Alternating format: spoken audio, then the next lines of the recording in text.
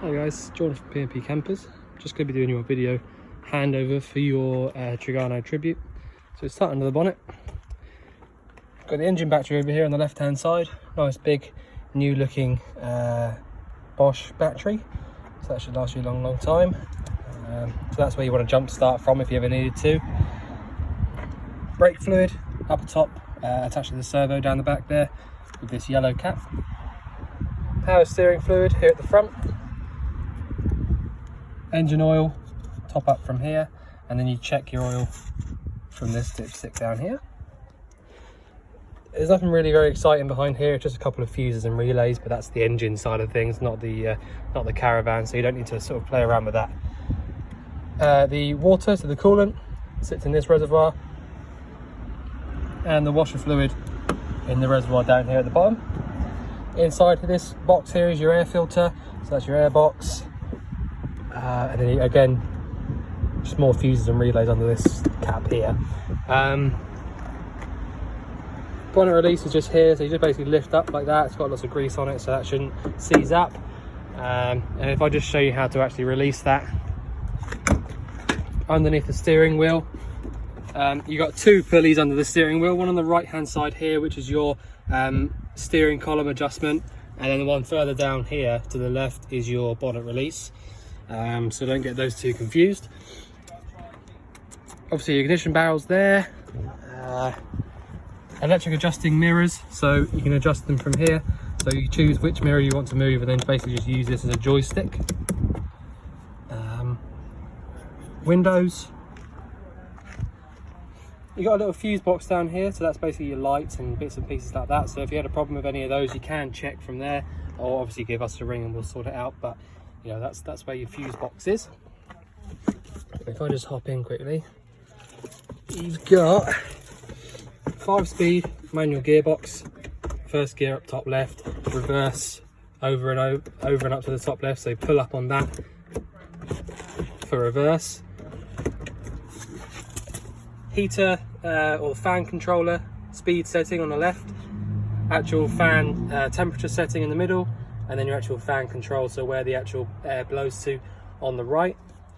Hazard lights in the middle, fog light, and what would have been a rear heated window, but I don't think that'll work anymore because it's not there. A few bits and pieces around. Single DIN head unit up here, JVC, so that looks quite new as well actually, so that should be good. Lights you can control from this left hand stalk, so that's indicators and your lights on and off like that. Flash as well, full beam flashes like that. Washers and washer fluid is on the right hand stalk, and then your horn is in the middle, so push on that and that'll use the horn. I think that's about it for in the cab. So if I carry on walking around the other side, to the driver's side, offside, got your water filling point here, so that opens up like that, and then you literally just undo this little cap in here, take that out, fill up your fresh water,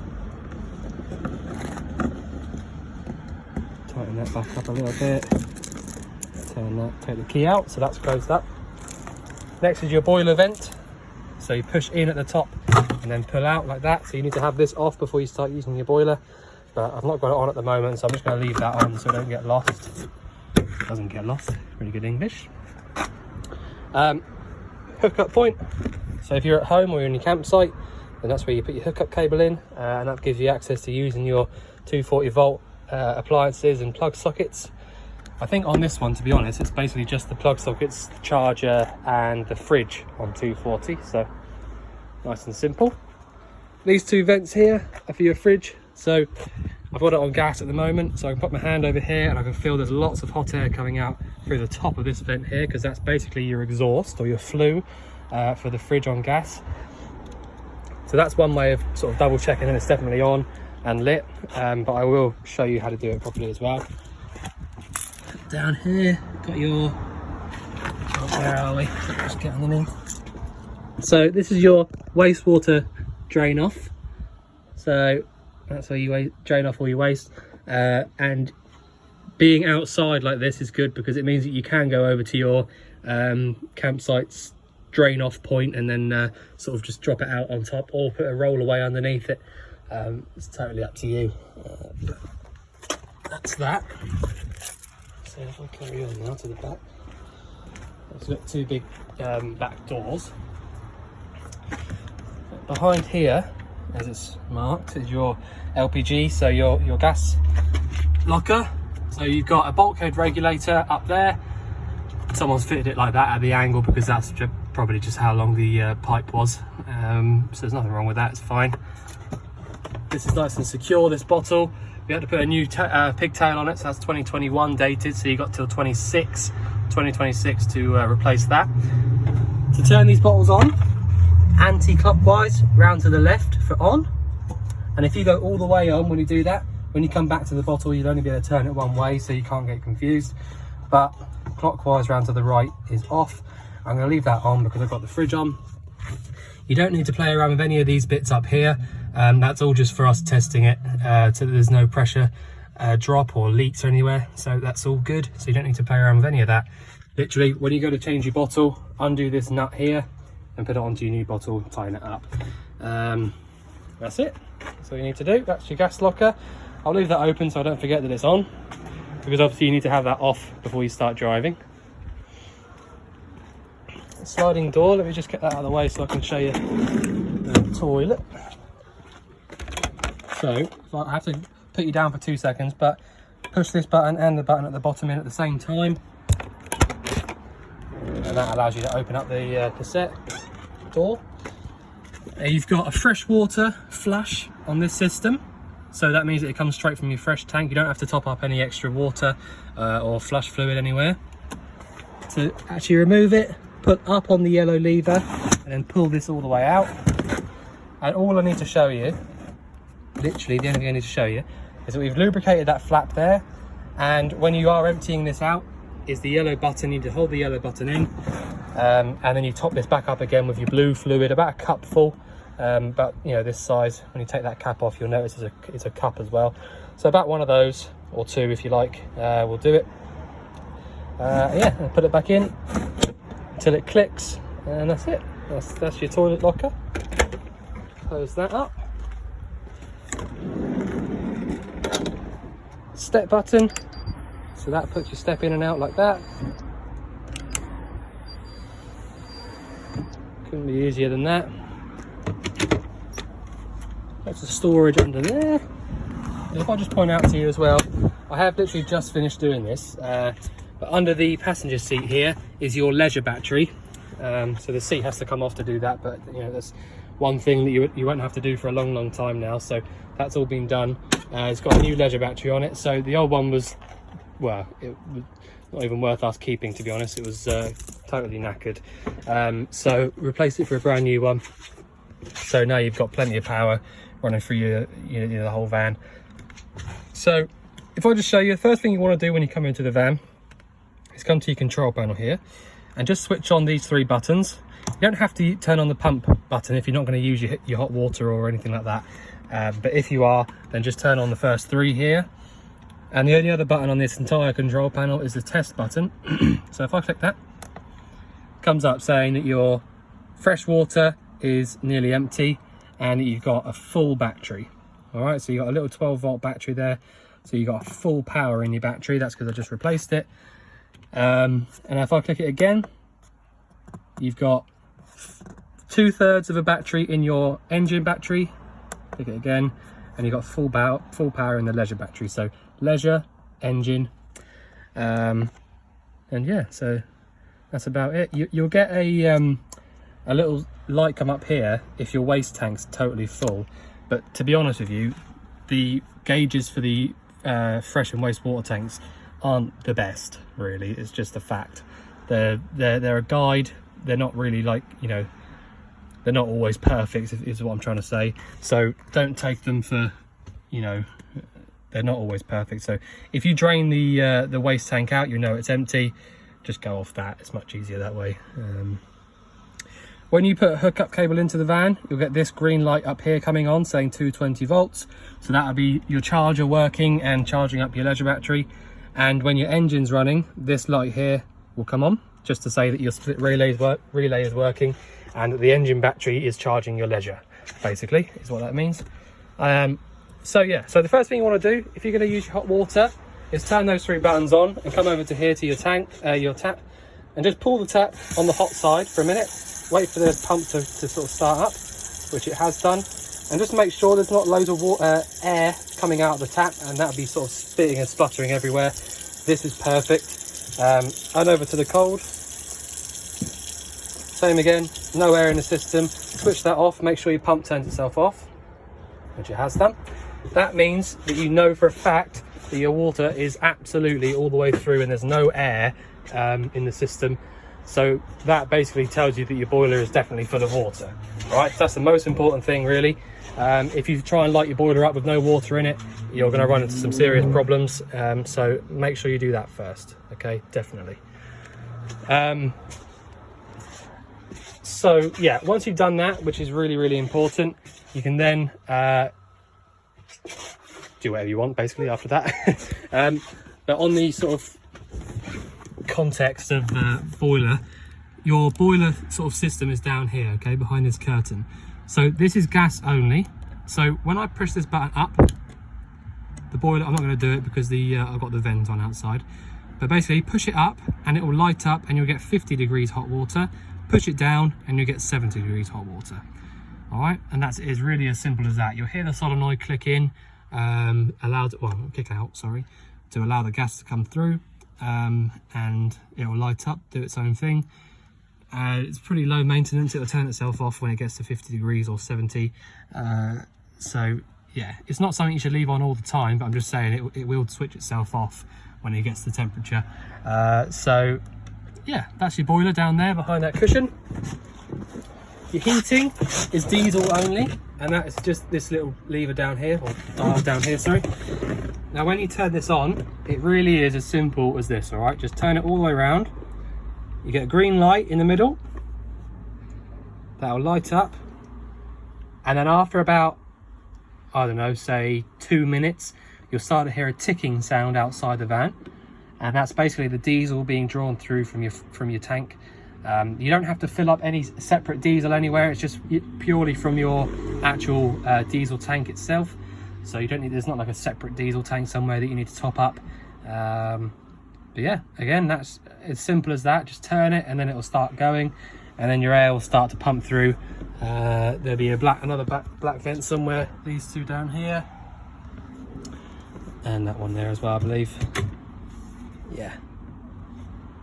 So yeah, really simple. So make sure you turn it all the way down. Light's gone off, so that's definitely off. So down here we've got your gas taps, so your manifolds. So the top one is your cooker, second one down is the fridge, and the third one down is the boiler. So if you want to isolate any 3 of those when you're on holiday, for example, think you've got a gas leak or something like that, then you can go there and isolate them from there. This one. Your RCD is the white box down there. So if you've try to put you got your hookup plugged in and none of your plug sockets are working, check in there and make sure that's in the up position and showing red. The cooker is a bit of a shame because, I mean, you can just about see the little where the stickers used to be, but all the stickers have been removed at some point, which is a bit annoying. But on the hab test, Kelly pointed out that the first 4 are the 4 hob rings at the top, and the one on the right hand side here is the grill, and you've got an ignition for all of those from the top. Each of these has got its own thermocouple on it, which is this little piece of metal that sticks out the back. So what that does is it will sense the hot gas coming through, so burning gas, and if somehow any of these got blown out, the thermocouple will notice that the gas isn't lit anymore, and it will stop the gas coming through after about 5-6 seconds or so. And so yeah, that's its job basically, to sense that there's no burning gas coming through and to stop any unburnt gas coming into the van. So they all work as they should. just whilst I've noticed it as well, or remembered it, you've got a solar panel on the roof of this van, and this is your solar controller. So it's a nice sunny day today, which is why it's pumping in a little bit of power into the actual leisure battery itself. So you've got 12.9 amps in your battery, which is perfect. And you know, so that means, I mean, I've got all the lights on and things like that at the moment, so 12.9 for a running van is brilliant. Actually, it's really, really good. So yeah, so that's how that, you don't have to press any buttons on that, that's just doing its own thing all the time. Fridge, you've got a 3-way fridge. So I've got it lit on gas at the moment. 240 or 230, makes no difference really. That's your hookup, and then 12 volt, that's for when your engine's running. So the 12 volt won't get the fridge cold on its own, so you need to have the fridge cold already before you start using that when the engine's running. So either get the fridge cold first via the gas or the mains. They're about as easy as each other, but if you've got access to a mains cable, it's a bit easier that way. You know, if you can just plug it in overnight, that's nice. So yeah, I've got it lit on gas at the moment. So if that little amber light in there was flashing, that would mean that it's not lit. Okay, so yeah, that's basically as simple as it is. If you find that you can't light it up on gas one day, it's normally because it's too hot outside. So if you just turn this dial all the way down, try it again, and then once it has lit up, you can turn it back round all the way to full. And that'll take about 3 or 4 hours or so to get really nice and cold, especially maybe even longer than that if it's full of stuff. So if you go on holiday, for example, if you put the fridge on gas or 240 the night before you go away, and then switch it down to 12 volt just for when you're driving, everything will stay cold inside the fridge until you get where you're going, and then switch it over to one of these two at the top again when you get to where you're going. But yeah, I mean, I've had this on gas for probably best part of an hour or two, and this freezer part is already really, really cold. So I don't know if you can see, no, can't. But yeah, really cold. So that's working totally as it should. And you've got a little lock up here, so push that over. Now I can't open it, put it back, it unlocks. So I'll leave that on gas just to let it burn off a bit. Yeah, so I've shown you how to pour the water through, make sure that you've got no air, and then you can use your boiler. Gas or 230 volts for the fridge until you're going to start driving. Thermocouples and ignition on the cooker. Diesel heating down the bottom there. Control panel, first 3 lights on here, and that'll give you access to using everything inside. What else have we got? I mean, I think nearly all of the lights around the van have got their own switches on them, you know, so they've all got their own buttons, so you can go around and choose which ones you do and you don't want on. What else? Anything else to show you? So if I open up in the bathroom, quick. Oh, and by the way, you have also got, I mean, you've probably seen it, but you open this up, it folds down, so when you got the door closed at the back there, you've got like a extra bit of sort of worktop, you know, makes it much easier for, like, if you're using the kitchen actually to cook in, gives you much more space, like an extra bit of worktop there, so that's nice. This is your shower as well as your sort of sink, so yeah, so as you pop that all the way back like that, all the way in, and that'll just work like a sink.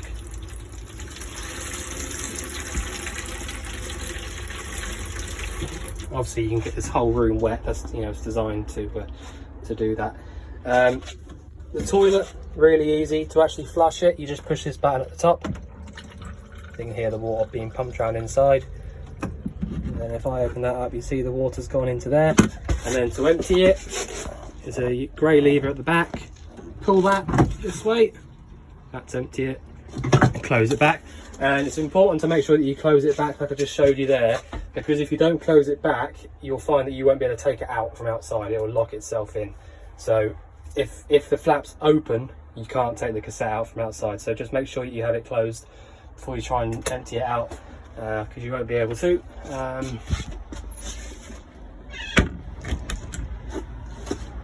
All right, so I think I've pretty much shown you all I can show you, to be honest. I don't think I've missed anything out. If you think I have missed something out or you want something clarifying, just let us know.